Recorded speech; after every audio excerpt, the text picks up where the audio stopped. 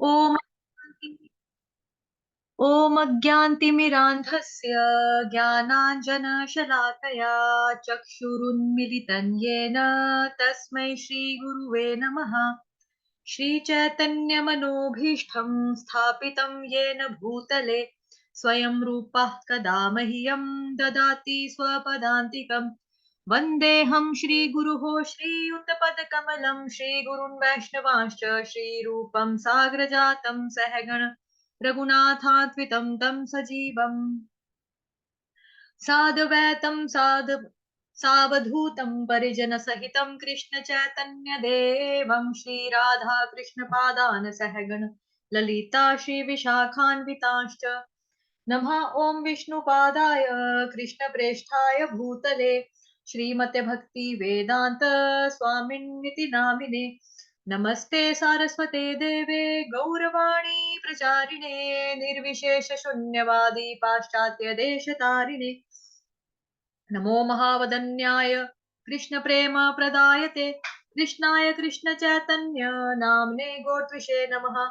हे कृष्ण करुणा सिंधो दीनबंधो जगतपते गोपेश गोपिका कांत श्री राधा कांत नमोस्तुते। तप्त कांचन गौरांगी श्री राधे वृंदावनेश्वरी वृषभानुसुते देवी प्रणमामि हरिप्रिये। वाञ्छाकल्पतरुभ्यश्च कृपा सिन्धुभयेव च पतितानां पावनेभ्यो वैष्णवेभ्यो नमो नमः। जय श्री कृष्ण चैतन्य प्रभु नित्यानंद श्री अद्वैत गदाधर श्रीवासादि गौर भक्त वृंद। हरे कृष्णा कृष्णा कृष्णा हरे हरे हरे राम राम राम हरे हरे। हरे कृष्णा कृष्णा कृष्णा हरे हरे हरे राम राम राम हरे हरे। हरे कृष्णा कृष्णा कृष्णा हरे हरे हरे राम राम हरे हरे। हरे कृष्णा कृष्णा कृष्णा हरे हरे हरे राम राम हरे हरे। हरे कृष्णा। आप सभी लोगों का स्वागत है आज के सत्र में श्री कृष्ण लीला बुक अध्याय नंबर 90 जिसका नाम है भगवान श्री कृष्ण की लीलाओं का संक्षिप्त वर्णन। ये अध्याय कल शुरू हुआ था, आधा हम पढ़ चुके हैं, बाकी बचा हुआ है वो हम पढ़ते हैं आज। 451 पेज नंबर से स्टार्ट करना था। हरे कृष्णा। कोई पढ़ना चाहता है? विनीता माता जी पढ़ोगे या बाद में पढ़ना है? ओके। हरे कृष्णा माता जी पढ़ लो। हरे कृष्णा माता जी श्री कृष्ण से ही पढ़ दूं ना। श्री कृष्ण के लिए उनका प्रेम इतना तीव्र था कि अपने नित्य कर्मों में जैसे बैठने, सोने, यात्रा करने, वार्तालाप करने, क्रीड़ा करने, सफाई व स्नान करने में भी वे केवल श्री कृष्ण के मगन विचारों में ही तल्लीन रहते थे तथा शरीर की आवश्यकताओं पर ध्यान नहीं देते थे। भगवान श्री कृष्ण के लिए विशुद्ध भक्त का यही लक्षण है। जब कोई व्यक्ति किसी विचार में पूर्णतः लीन हो जाता है तब कभी-कभी उसे अन्य शारीरिक गतिविधियों का विस्मरण हो जाता है। उसी प्रकार यदुवंशी अपनी शारीरिक आवश्यकताओं के लिए स्वचालित रूप से कार्य करते थे, किंतु उनका वास्तविक ध्यान सदैव ही श्री कृष्ण पर केंद्रित रहता था। उनकी शारीरिक परिस्थितियां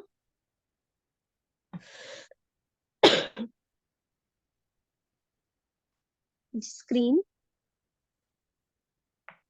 उनकी शारीरिक गतिविधियां यांत्रिक रूप से की जाती थी, किंतु उनके मन सदैव कृष्ण भावनामृत में लीन रहते थे।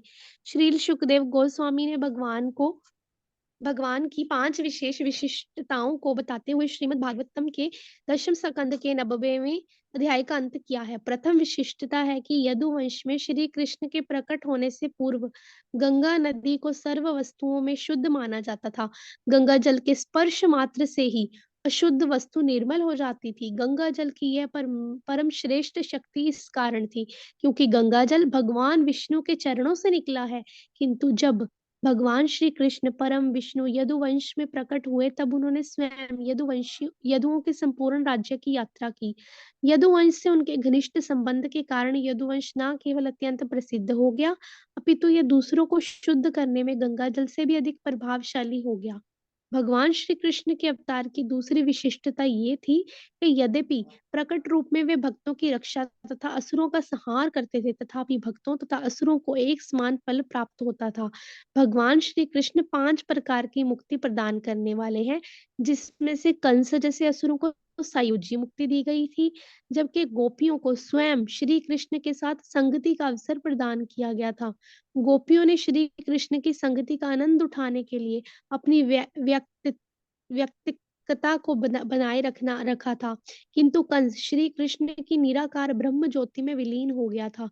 दूसरे शब्दों में असुर तथा गोपियां दोनों ही आध्यात्मिक रूप से मुक्त हो गए थे, किंतु असुर तो शत्रु थे, अतएव उनका वध किया गया तथा गोपियां मित्र थी, अतएव उनकी रक्षा की गई। भगवान श्री कृष्ण के प्रादुर्भाव की तीसरी विशिष्टता ये थी कि भगवान ने गोपियों को श्री देवी से अधिक महत्व दिया था। तथापि ब्रह्मा जी, इंद्र तथा चंद्र आदि देवताओं के द्वारा वंदिता श्री देवी सदैव भगवान की सेवा में संलग्न रही। श्री देवी लक्ष्मी जी ने गोपियों के समान स्तर पर रहने का अथक प्रयास किया, किंतु वे सफल नहीं हुई। फिर भी वे श्री कृष्ण के प्रति स्वामी स्वामी भक्त रहीं। यद्यपि साधारणतया ब्रह्मा जी जैसे देवताओं के द्वारा उपासना किए जाने पर भी वे एक स्थान पर नहीं रहती थी, किंतु श्री कृष्ण की सेवा में वे निरंतर उनके साथ रहीं। भगवान श्री कृष्ण के प्रादुर्भाव की चौथी विशिष्टता थी कि का संबंध उनके नामों के यश से है। वैदिक साहित्य में कहा गया है कि विष्णु सहस्त्र नाम का जप करने से व्यक्ति को वो ही लाभ प्राप्त होते हैं जो भगवान राम के नाम का 3 बार जप करने से प्राप्त होते हैं। भगवान श्री कृष्ण के पावन नाम का एक बार जप करने से ही व्यक्ति को वही लाभ प्राप्त होते हैं। दूसरे शब्दों में विष्णु तथा राम समेत भगवान के समस्त नामों में कृष्ण नाम सर्वाधिक शक्तिशाली है। अतएव वैदिक साहित्य ने श्री कृष्ण के पावन नाम के जप पर विशेष रूप से बल दिया है। हरे कृष्ण कृष्ण कृष्ण हरे हरे, हरे राम राम राम हरे हरे। इस युग में श्री कृष्ण के पवित्र नाम के जप का परिचय भगवान श्री चैतन्य ने करवाया है, और इस प्रकार मोक्ष को अन्य किसी भी युग से अधिक सरल बना दिया गया है। दूसरे शब्दों में, यद्यपि अन्य किसी अवतार समान रूप से श्री भगवान है, सभी अवतार तथापि अपने अन्य किसी भी अवतार से श्री कृष्ण अधिक श्रेष्ठ हैं। भगवान श्री कृष्ण के प्रादुर्भाव की 5वीं विशिष्टता ये है कि उन्होंने परम श्रेष्ठ धार्मिक सिद्धांत की स्थापना श्रीमद् भगवत गीता में अपने एक कथन से की। वह कथन था कि केवल श्री कृष्ण की शरण में आने मात्र से ही व्यक्ति समस्त धार्मिक संस्कारों को संपादित कर लेता है। वैदिक साहित्य में 20 प्रकार के धार्मिक सिद्धांतों का उल्लेख है तथा प्रत्येक का भिन्न भिन्न शास्त्रों में वर्णन किया गया है, किंतु इस युग की पतित बद्ध आत्माओं पर भगवान श्री कृष्ण इतने कृपालु हैं कि वे स्वयं प्रकट हुए तथा उन्होंने प्रत्येक व्यक्ति से सभी प्रकार के धार्मिक संस्कारों को त्याग कर केवल अपनी शरण में आने को कहा जाता है कि यह कलयुग 3/4 धार्मिक सिद्धांतों से रहता है। इस युग में कठिनाई से धर्म के 1/4 सिद्धांतों का पालन किया जाता है, किंतु भगवान श्री कृष्ण की दया से कलयुग की यह रिक्तता न केवल पूर्ण रूप से भर दी गई है, अपितु धर्म की प्रक्रिया भी अत्यंत सरल बना दी गई है। इतनी सरल कि केवल भगवान श्री कृष्ण के पावन नामों हरे कृष्ण कृष्ण कृष्ण हरे हरे, हरे राम राम राम हरे हरे के जप द्वारा भगवान की दिव्य प्रेमा भक्ति करके व्यक्ति धर्म का सर्वोच्च फल प्राप्त कर सकता है। धर्म का सर्वोच्च फल अध्यात्म लोक के सर्वोच्च लोक गोलोक वृंदावन में स्थानांतरण होना है। इस प्रकार व्यक्ति भगवान श्री कृष्ण के प्रादुर्भाव के लाभ का तत्काल अनुमान लगा सकता है तथा ये भी समझ सकता है कि अपने प्रादुर्भाव के द्वारा इस जगत के लोगों को उन्होंने जो शांति प्रदान की वह रंच मात्र भी असामान्य नहीं थी।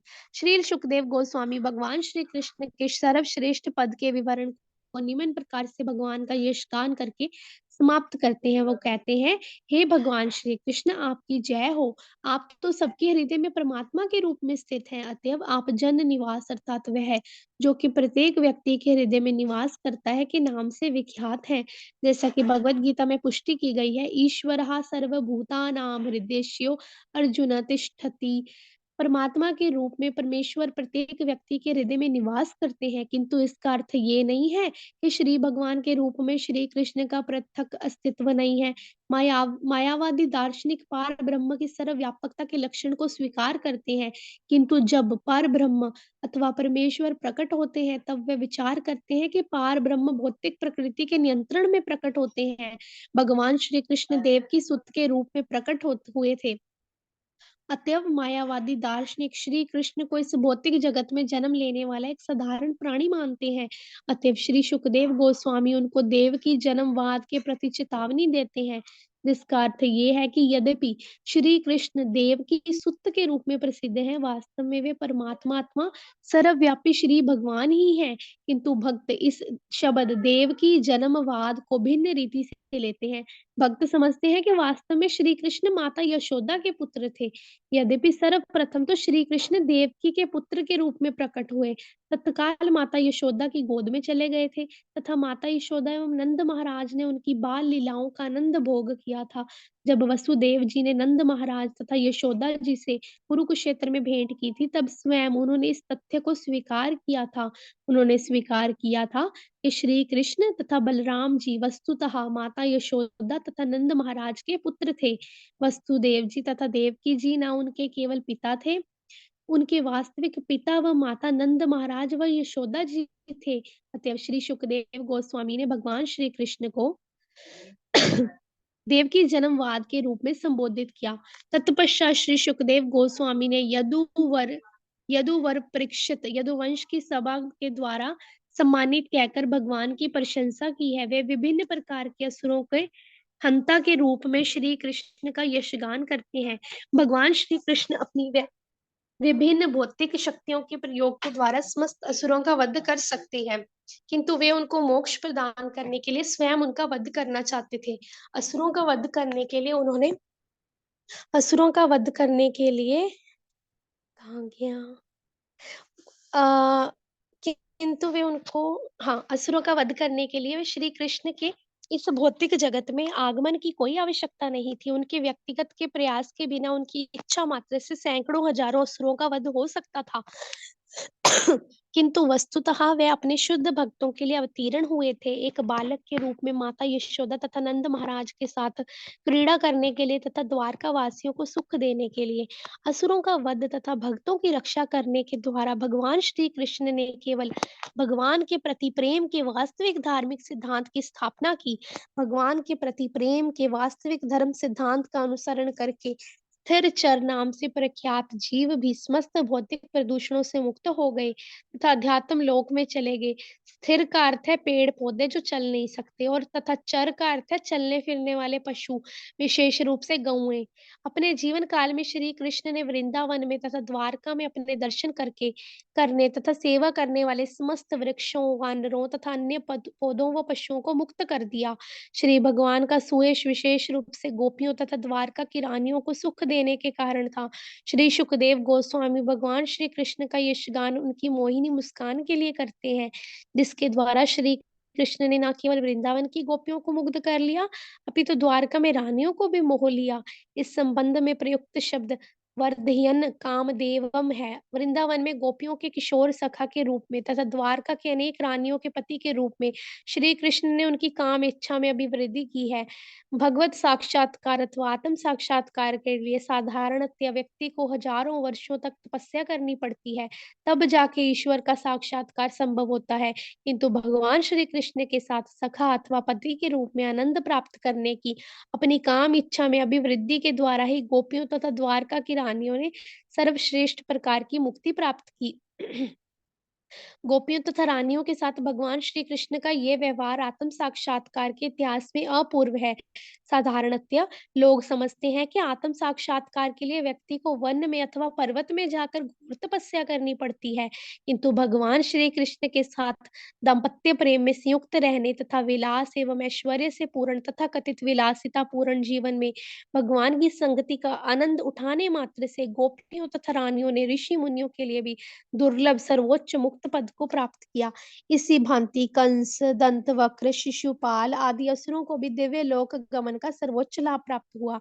श्रीमद् भागवत के प्रारंभ में श्रील व्यासदेव ने परम सत्य वसुदेव श्री कृष्ण को सादर प्रणाम किया है।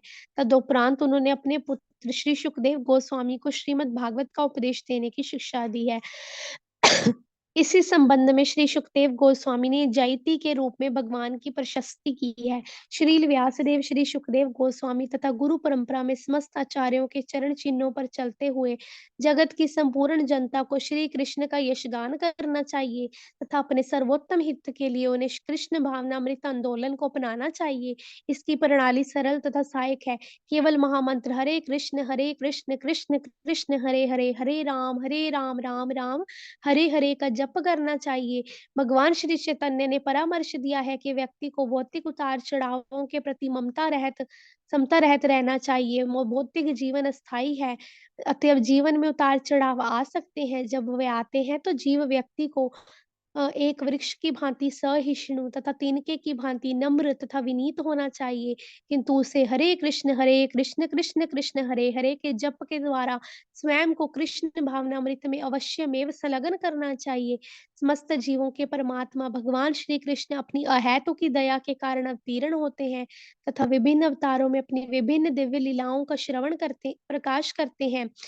भगवान श्री कृष्ण के विभिन्न अवतारों की आकर्षक लीलाओं का श्रवण बद्ध आत्माओं के लिए मुक्ति का एक अवसर है।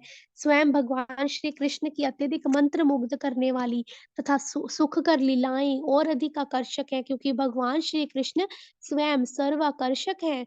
श्री सुखदेव गोस्वामी के पद चिन्हों पर चलते हुए हमने लीला पुरुषोत्तम श्री कृष्ण नामक यह पुस्तक इस युग की बद्ध आत्माओं के पठन तथा श्रवण के लिए निःशुल्क प्रस्तुत करने का प्रयास किया है। भगवान श्री कृष्ण की लीलाओं के श्रवण के द्वारा व्यक्ति की मोक्ष प्राप्ति तथा अपने घर भगवान के धाम लौटना निश्चित है। श्री सुखदेव गोस्वामी ने कहा कि जैसे जैसे हम भगवान की दिव्य लीलाओं तथा गतिविधियों का श्रवण करते हैं, हम धीरे धीरे भौतिक दूषणों की गांठ को काटते हैं। अतएव कोई भी व्यक्ति यदि भगवान के दिव्य राज्य में अनंत काल तक आनंद में अस्तित्व में भगवान श्री कृष्ण का संग प्राप्त करना चाहता है, तब उसे भगवान श्री कृष्ण की लीलाओं के विषय में श्रवण करना चाहिए तथा हरे कृष्ण कृष्ण कृष्ण हरे हरे, हरे राम राम राम हरे हरे का महामंत्र का जप करना चाहिए। भगवान श्री कृष्ण की दिव्य लीलाओं में इतनी शक्ति है कि इस पुस्तक लीला पुरुषोत्तम भगवान श्री कृष्ण के केवल श्रवण, पठन तथा स्मरण करने के द्वारा व्यक्ति का दिव्य लोक में गमन करना निश्चित है। इस दिव्य लोक को साधारणतया प्राप्त करना अत्यंत कठिन है। भगवान श्री कृष्ण की लीलाओं का विवरण इतना आकर्षक है कि हम ये स्वयमेव हमें बारंबार अध्ययन के लिए प्रेरित करता है तथा भगवान की लीलाओं का हम जितना अधिक अध्ययन करते हैं, उतने ही हम उन पर आसक्त हो जाते हैं। श्री कृष्ण के प्रति यह आसक्ति उनके धाम गोलोक वृंदावन जाने की योग्यता प्रदान करती है। जैसा कि हमें पहले अध्याय से ही ज्ञात होता है कि भौतिक जगत के पार जाने का अर्थ भौतिक प्रकृति के कठोर नियमों का पार कर जाना है। भौतिक प्रकृति के कठोर नियम उस व्यक्ति की प्रगति को नहीं रोक सकते जो अध्यात्म प्रकृति द्वारा आकृष्ट है। भगवत गीता में स्वयं भगवान ने इस बात की पुष्टि की है कि यद्यपि प्रकृति के कठोर नियमों पर विजय प्राप्त करना अत्यंत कठिन है, लेकिन यदि कोई भगवान की शरण में जाता है तो वे अत्यंत सरलता पूर्वक अज्ञान की माताजी स्क्रीन तो वे अत्यंत सरलता पूर्वक अज्ञान को पार कर लेता है। आध्यात्मिक जगत में भौतिक प्रकृति का कोई प्रभाव नहीं है। जैसा कि हमें श्रीमद् भागवत के द्वितीय स्कंद से ज्ञात होता है कि दिव्य लोक में देवताओं की शासन शक्ति तथा भौतिक प्रकृति के प्रभाव का अभाव है। अतएव श्रील सुखदेव गोस्वामी ने द्वितीय स्कंद के प्रारंभ में महाराज परीक्षित को परामर्श दिया है कि प्रत्येक बद्धात्माओं को भगवान की दिव्य लीलाओं के श्रवण तथा जप में संलग्न होना चाहिए। श्री सुखदेव गोस्वामी ने राजा परीक्षित को ये सूचना भी दी कि पहले अनेक अन्य राजा तथा महाराज अपने घर में भगवान के धाम लौटने के उद्देश्य से कठोर तपश्चर्या करने के लिए वन में गए थे।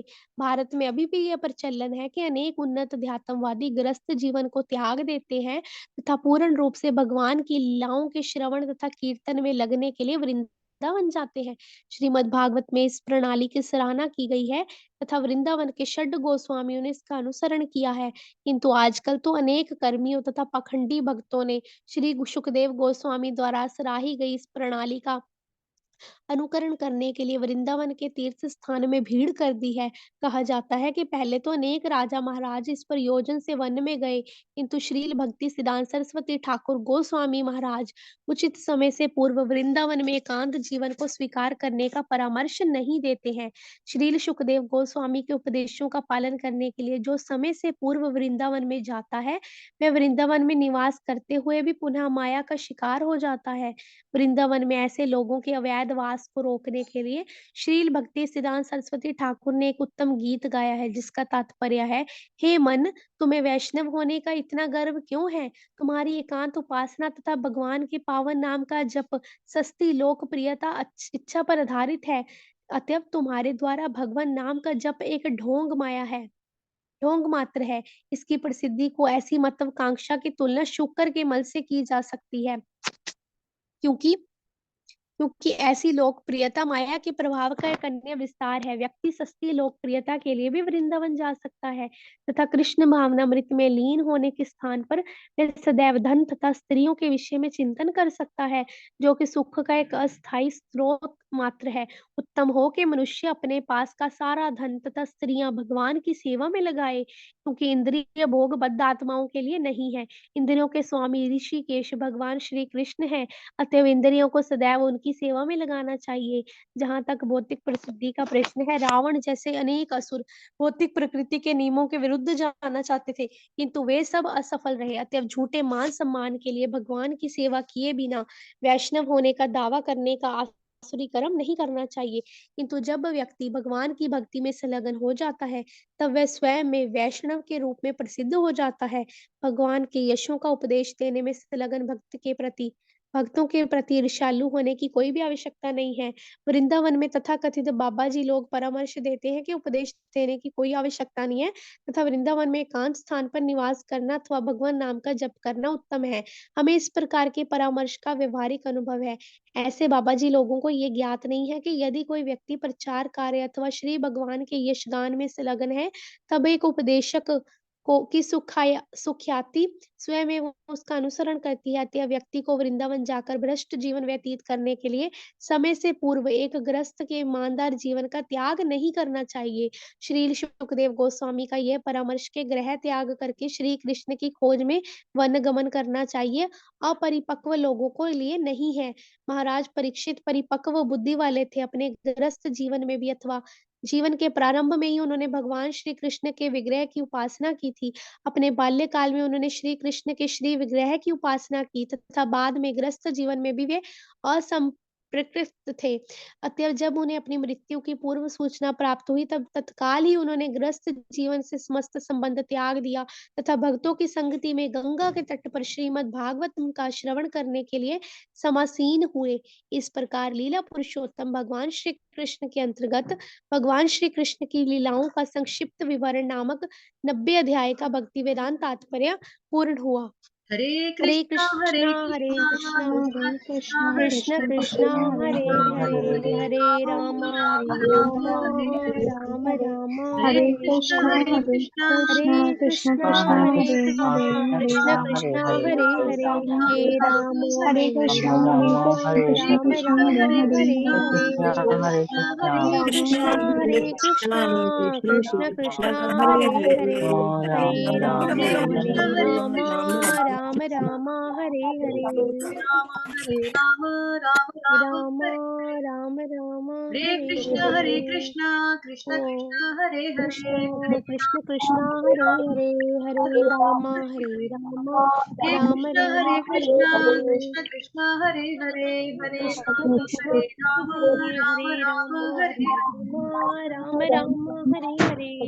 हरे माताजी कृष्ण। लेखक परिचय पढ़ने 5 महीने लगे हमें इस चैप्टर को पूरा करने में, तो अभी जो एंड किया है, इस जो स्क्रीन आपके सामने है इसको पढ़ लेते हैं।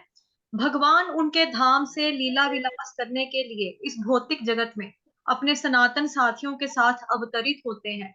जो लीलाएं प्रेम के आदान प्रदान के रूप में उनके धाम में निरंतर चलती रहती हैं, उनका प्रतिरूप वे यहाँ प्रदर्शित करते हैं, जिससे इस भौतिक जगत के बद्ध जीव उनसे आकर्षित हों और उनके धाम में वापस जाने के लिए प्रेरित हों। जगत गुरु श्रीला प्रभुपाद की जय। हाँ माता जी, प्रभुपाद जी का परिचय ही है वो। ये लीजिए, थोड़ा स्क्रीन बड़ा कर देती हूँ मैंने छोटा कर दिया था। ये लो, हरि बोल। रीता माता जी सुन पा रहे हो? हरे कृष्णा माता जी सुन पा रहे हो? हरे कृष्ण माता जी। हाँ जी, हाँ जी, म्यूट हो गया था। जी जी बोलो।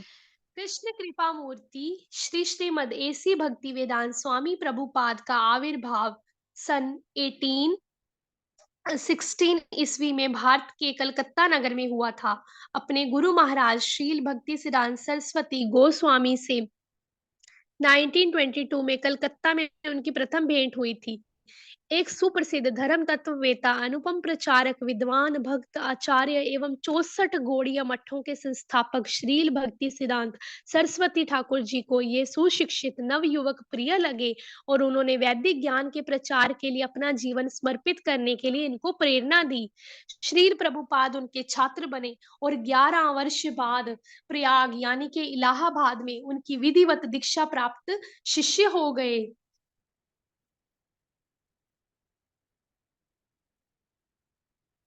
अपनी प्रथम भेंट में ही श्रील भक्ति सिद्धांत सरस्वती ठाकुर जी ने श्रील प्रभुपाद से निवेदन किया कि वे अंग्रेजी भाषा के माध्यम से वैदिक ज्ञान का प्रसार करें। आगामी वर्षों में श्रील प्रभुपाद ने भगवत गीता पर एक टीका लिखी, गौड़ीय मठ के कार्य में सहयोग दिया तथा सन 1944 ईस्वी में बिना किसी की सहायता के एक अंग्रेजी पाक्षिक पत्रिका आरंभ की। इसका संपादन, पांडुलिपि का टंकन और मुद्रित सामग्री के प्रूफ शोधन का सारा कार्य वे स्वयं करते थे। अब यह उनके शिष्यों द्वारा चलाई जा रही है और 30 से अधिक भाषाओं में छप रही है। श्रील प्रभुपाद ने दार्शनिक एवं भक्ति की महत्ता पहचान कर गौड़ीय वैष्णव समाज में सन 1947 ईस्वी में उन्होंने भक्ति वेदांत की उपाधि से सम्मानित किया। 1950 ईस्वी में श्रील प्रभुपाद ने गृहस्थ जीवन से अवकाश लेकर वानप्रस्थ ले लिया, जिससे कि वे अपने अध्ययन और लेखन के लिए अधिक समय दे सकें। तदंतर श्रील प्रभुपाद ने श्री वृंदावन धाम की यात्रा की, जहां वे अत्यंत साधारण परिस्थितियों के मध्यकालीन ऐतिहासिक श्री श्री राधा दामोदर मंदिर में रहे। वहां वे अनेक वर्षों तक गंभीर अध्ययन एवं लेखन में संलग्न रहे। सन 1959 ईस्वी में उन्होंने संन्यास ग्रहण कर लिया। श्री राधा दामोदर मंदिर में ही श्रीला प्रभुपाद ने अपने जीवन के सबसे श्रेष्ठ और महत्वपूर्ण कार्य को प्रारंभ किया था। ये कार्य था 18,000 श्लोक संख्या वाले श्रीमद् भागवतम पुराण का अनेक खंडों में अंग्रेजी में अनुवाद और व्याख्या करनी। वहीं उन्होंने अन्य लोकों की सुगम यात्रा नामक पुस्तक भी लिखी थी। श्रीमद् भागवतम के प्रारंभ के 3 खंड प्रकाशित करने के बाद श्रीला प्रभुपाद सितंबर 1965 ईस्वी में अपने गुरुदेव के आदेश का पालन करने के लिए संयुक्त राज्य अमेरिका गए। तत्पश्चात श्रीला प्रभुपाद ने भारतवर्ष के श्रेष्ठ दार्शनिक और धार्मिक ग्रंथों के प्रमाणिक अनुवाद, टीकाएं एवं संक्षिप्त अध्ययन सार के रूप में 60 से अधिक ग्रंथ रत्न प्रस्तुत किए। जब श्रीला प्रभुपाद एक मालवाहक जलयान द्वारा प्रथम बार न्यूयॉर्क नगर में गए तो उनके पास एक पैसा भी नहीं था।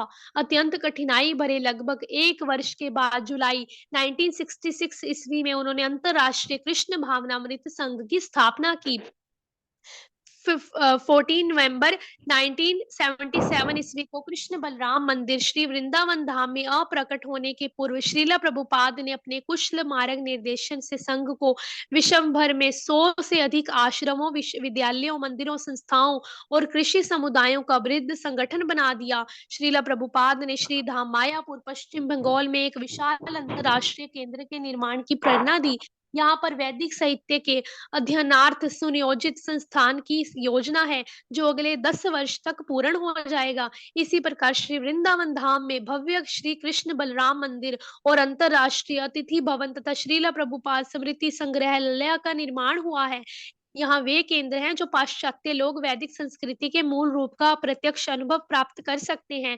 मुंबई में श्री राधा रास बिहारी जी मंदिर के रूप में एक विशाल सांस्कृतिक एवं शैक्षणिक केंद्र का विकास हो चुका चुका है। इसके अतिरिक्त भारत में दिल्ली, बेंगलोर, अहमदाबाद, बड़ौदा तथा अन्य स्थानों पर भी सुंदर मंदिर हैं। किंतु श्रील प्रभुपाद का सबसे बड़ा योगदान उनके अनेक ग्रंथ हैं।